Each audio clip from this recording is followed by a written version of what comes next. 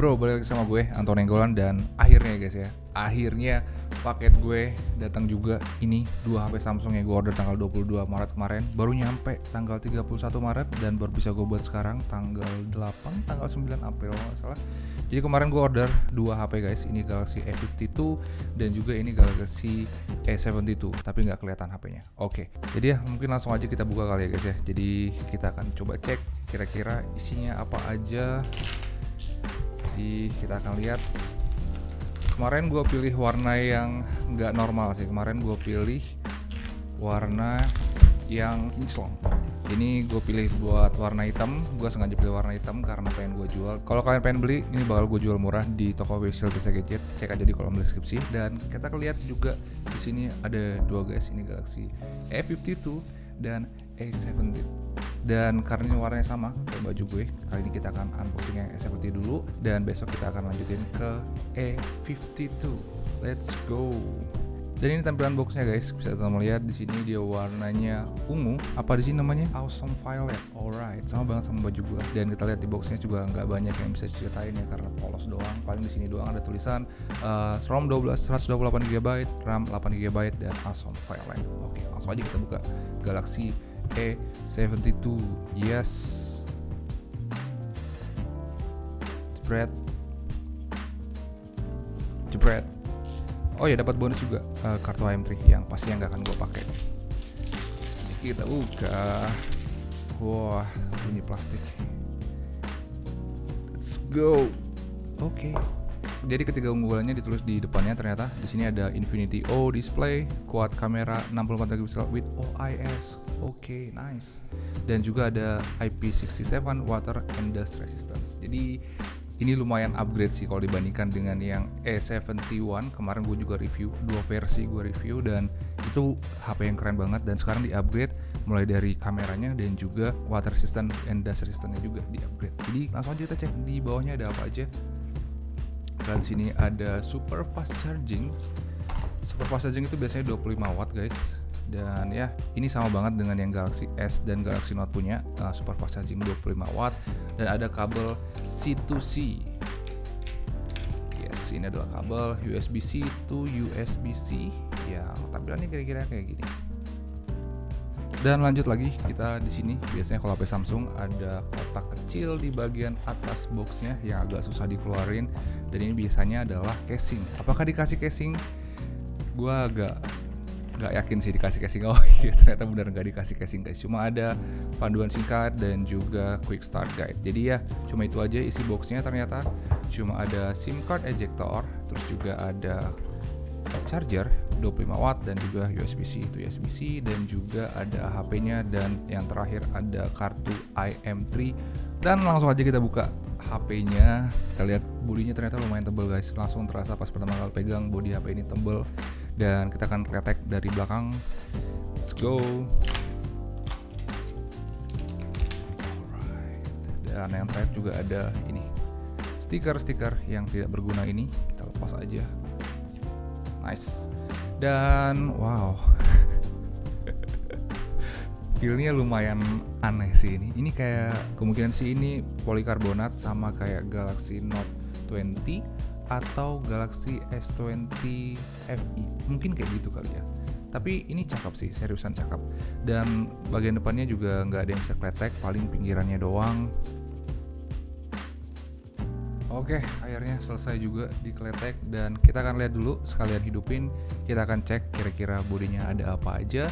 Sebiasa di bawah itu ada jack audio, ada mic, ada USB Type-C, dan ada loudspeaker. Di sebelah kanan ada tombol-tombol yang tombolnya cukup tactile juga. Di atas nggak ada apa-apa. Ternyata ada SIM slot dan juga ada microphone. Jadi ada 2 microphone. Di sebelah kanan kosong, dan di bagian belakang cuma ada kamera yang bentuknya awesome banget, Awesome Violet. Jadi ya mungkin akan gue pakai dulu. Gue akan setting dulu, dan nanti kita akan lanjut setelah selesai setting. Let's go. Oke guys, gue udah selesai setting dan gue udah main-main dengan HP-nya. Tadi gue udah install banyak aplikasi, fingerprint dan lain-lain. Dan saat pertama kali gue pegang HP ini, gue ngerasa HP ini agak aneh karena bentuknya beda banget dengan Galaxy S70 2 tahun belakangan.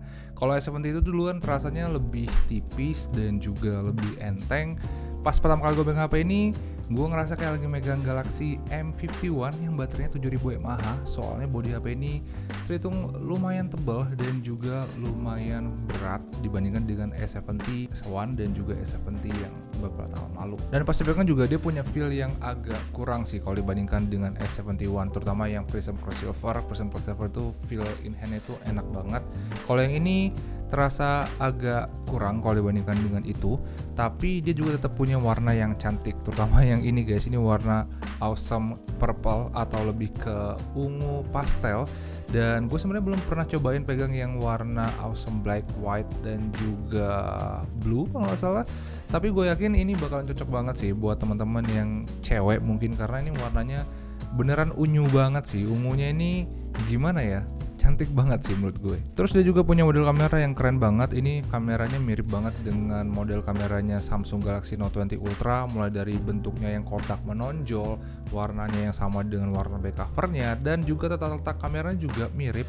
Bahkan ada juga list silver di sekeliling kameranya yang itu ngebuat tampilan dan kameranya makin kelihatan cakep. Dan menurut gue ini bagus banget karena menurut gue Samsung Galaxy Note 20 Ultra sampai sekarang tuh masih punya desain kamera yang paling mewah, dan itu beneran wah banget sih. Dan ini udah ngikutin itu, jadi menurut gue ini cukup bagus. Dan kalau kita balik, kita ketemu dengan desain layar Infinity O yang gue ngerasa punch hole-nya ini sekarang lebih kecil. Kalau di S70 yang dulu punch hole-nya ini lebih gimana ya, lebih lebar.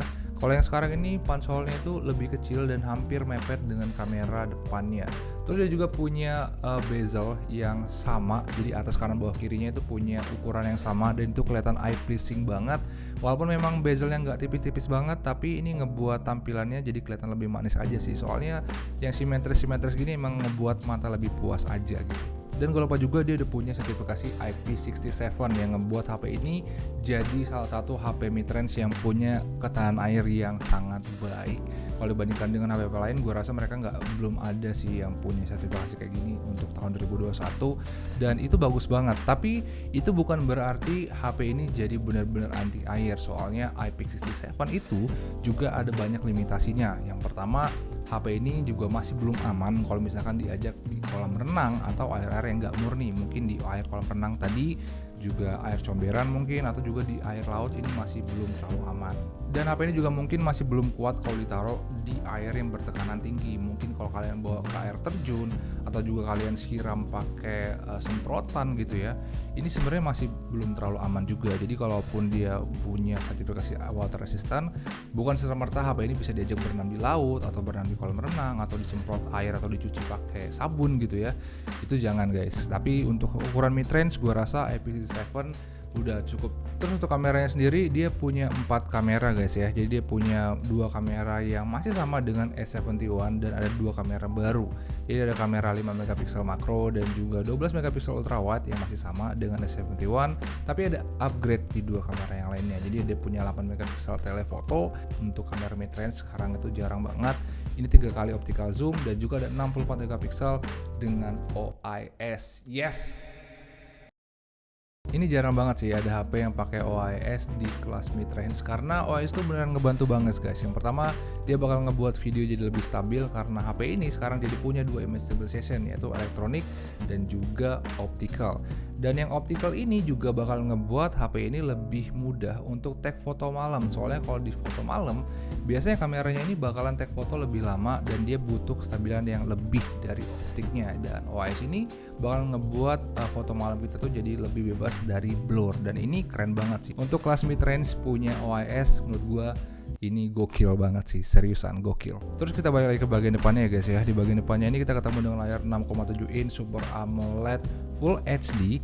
Tapi yang seru di sini kalau kita cek ke bagian display, dia punya motion smoothness, dan ini kita bisa set juga ke high dan standar. Jadi high-nya ini untuk 90 Hz dan juga standarnya untuk 60 Hz kalau misalkan kalian pengen irit baterai. Tapi sayangnya layarnya ini belum ada pilihan adaptif, jadi kalian harus sering-sering pindahin motion smoothness-nya kalau ingin dapetin baterai yang maksimal. Jadi contohnya kalau misalkan kalian jarang nge-game, ya hidupin aja high-nya. Cuma kalau kalian sering nonton film atau main game, gue saran sih pakai yang standar aja, karena itu bakal ngebuat baterainya jadi lebih awet. Soalnya kalau kita lagi main game atau nonton, sebenarnya kita nggak terlalu butuh yang 90 Hz Hz sih guys, soalnya mereka itu rata-rata frame rate-nya kalau nggak 60 ya 24 fps, jadi 90 Hz tuh lebih ke ngabisin baterai aja sih sebenarnya kalau kalian sering pakai HP untuk main game atau nonton. Terus untuk speknya sendiri, tadi gue udah install AIDA 64 guys, dan di sini kita bisa lihat speknya adalah CPU-nya adalah Qualcomm Snapdragon 720G, dan ada strip-stripnya ini guys, 730, 70G, 732G. Itu sebenarnya nunjukin kalau sebenarnya mereka itu masih sejenis, powernya juga masih sejenis. Memang ada perbedaannya sedikit, tapi untuk terms of power sebenarnya mereka hampir setara sih. Terus juga gue udah install Antutu guys, gue udah cek nilai Antutunya buat teman-teman yang pengen tahu kekuatannya sebesar apa. Dan di sini kita bisa lihat nilai Antutunya adalah cancel jajang 300 ribuan, dan itu udah gede banget sih guys, karena emang rata-rata smartphone mid-range rata-rata Antutunya emang 300 ribuan, beda dengan flagship ya. Kalau flagship itu biasanya di atas 600 ribuan, dan untuk mid-range ini udah cukup oke sih. Terus kalau kita cek ke my device, kita bisa cek kapasitas baterainya guys. Jadi kalau di sini ditulis kalau kapasitas baterainya adalah 5000 mAh, dan tadi juga pas gue install aplikasi itu sempat lowbat sampai 4%, dan tadi akhirnya gue cas juga dengan charger bawaannya yang 25 watt fast charging, dan di sini gue dapat charging time yang lumayan kencang. Jadi pas 4% tadi gue mulai dari jam setengah 1 malam sampai 50%, dia sampai di jam 1 lebih 2 menit, dan sampai 100% dia ternyata berhenti di 1 jam 1.54. Jadi hampir butuh waktu sekitar 80 menitan untuk ngecas dari 4% sampai 100%, dan itu udah terhitung cepat untuk standar Samsung. Tapi kalau dibandingkan dengan yang lain, ini sebenarnya masih terhitung biasa aja sih guys ya, karena emang smartphone lain kebanyakan sih udah banyak yang mencapai di bawah 60%, kok 60% sih, di bawah 60 menit untuk ngecas dari kondisi lowbat sampai full. Jadi memang ada lumayan gap juga sih kalau dibandingkan dengan HP-HP mid-range yang lain untuk charging speednya. Jadi ya mungkin masih banyak yang perlu gue bahas dari HP ini, tapi mungkin lebih lengkapnya akan gue bahas di video full reviewnya aja. Jadi jangan lupa subscribe, pencet loncengnya biar gak ketinggalan review dari gue. Dan ya mungkin segitu aja. Mungkin lebih lengkapnya kalian bisa cek di kolom deskripsi. Disitu akan gue tulis spek dan juga linknya juga untuk teman-teman kalau misalkan tertarik beli HP ini. Itu link official guys, toko official Samsung, jadi gak bakal ketipu lah. Dan juga ada link Instagram gue, jadi langsung aja diklik untuk follow Instagram gue guys ya. Dan jangan lupa juga kalian tulis kolom komentar apa aja yang pengen kalian tahu dari HP ini, biar nanti akan gue bahas juga di video full reviewnya. Terima kasih udah nonton, mungkin segitu aja video kali ini. Kita ketemu lagi di video berikutnya. Ciao.